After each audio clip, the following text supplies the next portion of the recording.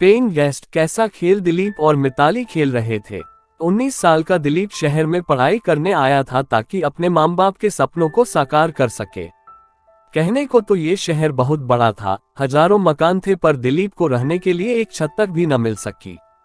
एक कुंवारे लड़के को कौन किराएदार रखने का जोखिम उठाता। दर दर भटकने के बाद आखिरकार उसे एक घर मिल ही गया, जहां एक 50 साल की कल्पना आंटी और उसकी बहू रहती थी। आंटी का बेटा अक्सर बाहर ही रहता था क्योंकि उसकी पोस्टिंग बाहर थी। एक दिन अचानक से कल्पना आंटी की तबीयत बहुत खराब हो गई, तो उन्हें हॉस्पिटल में एडमिट करना पड़ा। डॉक्टर ने कहा अभी इन्हें 1 सप्ताह हॉस्पिटल में ही रखना पड़ेगा। कल्पना आंटी ने अपने बेटे को कॉल किया तो उनका बेटा बहुत व्यस्त रहता था, इसलिए वह आ नहीं पाया। अब तो दिलीप ही एक लायक बेटे की तरह कल्पना आंटी की सेवा कर रहा था। एक दिन वह अस्पताल से घर लौट रहा था कि बारिश शुरू हो गई। बारिश तेज होती जा रही थी। दिलीप जल्दी से जल्दी घर पहुंचना चाहता था ताकि किताबें भीगने से बच जाएं। जैसे ही वह घर पहुंचा तो दरवाजा खुला देख चौंक गया। वह घर के भीतर दाखिल हुआ तो आंगन का नजारा देखकर अपनी सुध-बुध भूल गया। कल्पना आंटी की बहू मिताली लहंगा ब्लाउज पहने बरसात के पानी में नहा रही थी। भीगे कपड़ों में उसका सौंदर्य और भी गजब ढा रहा था। यही वजह थी कि दिलीप एकटक मिताली को निहारता रह गया। इतने करीब से जब दिलीप ने मिताली के आकर्षक बदन को भीगते हुए देखा तो जैसे उसकी धमनियों में बह रहा रक्त उबाल खाने लगा हो। अचानक ही तुम कब आए? दिलीप को सामने पाकर मिताली चौंकते हुए बोली। उसने कोई जवाब नहीं दिया। एकटक वह अपनी लाल आंखों से मिताली की भीगी देह का अमृत पी रहा था। मिताली की नजरें दिलीप की शोले जैसी दहकती आंखों से मिली तो उसके बदन में भी झुरझुरी होने लगी। लज्जावश उसका गोरा चिट्टा चेहरा गुलाबी पड़ता गया। न जाने ऐसा क्या हुआ कि मिताली अपनी जगह खड़ी न रह सकी। दौड़कर वह दिलीप के चौड़े सीने से जा लगी। दिलीप खुद पर काबू नहीं रख पाया और उसने अपने बाहों के घेरे में मिताली को कसकर जकड़ लिया और अपने तपते होंठ उसके होठों पर रख दिए।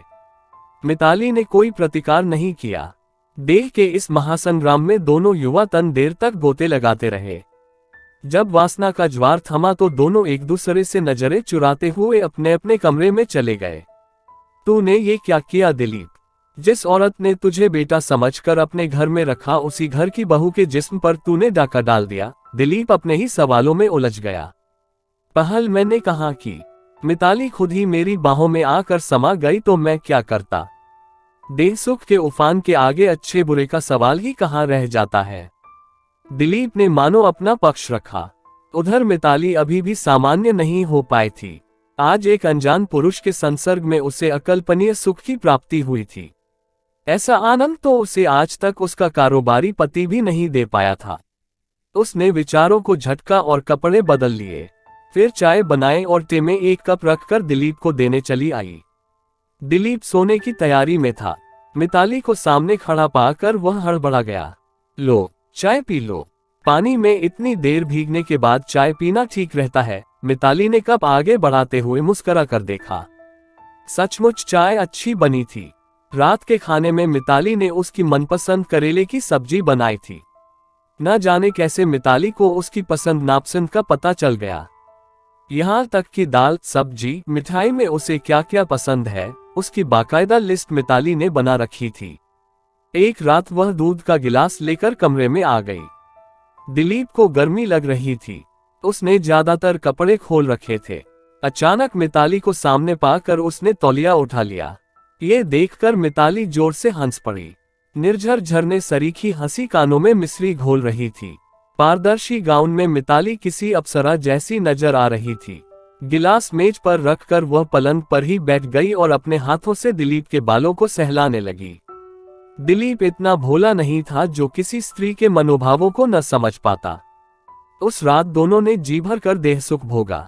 पूरे घर में वे दोनों अकेले और रात की तन्हाई का सहारा। ऐसे में कोई कसर कैसे रह पाती। 2-3 दिन में मिसेज कल्पना अस्पताल से स्वस्थ होकर घर लौट आई। बेटा, तू तो मेरे सगे बेटे से भी बढ़कर निकला। अपनी सेवा से खुश मिसेज कल्पना ने उसे ढेरों असीस दे डाली। दिलीप और मिताली को लगा कि मान जी के घर लौट आने के बाद वे शायद अब नहीं मिल सकेंगे। पर देह की भाषा जब देश की दूरियां तक लंघ जाती है तो फिर यहाँ एक ही घर में रजामंदी के साथ मिलने में क्या मुश्किल आती।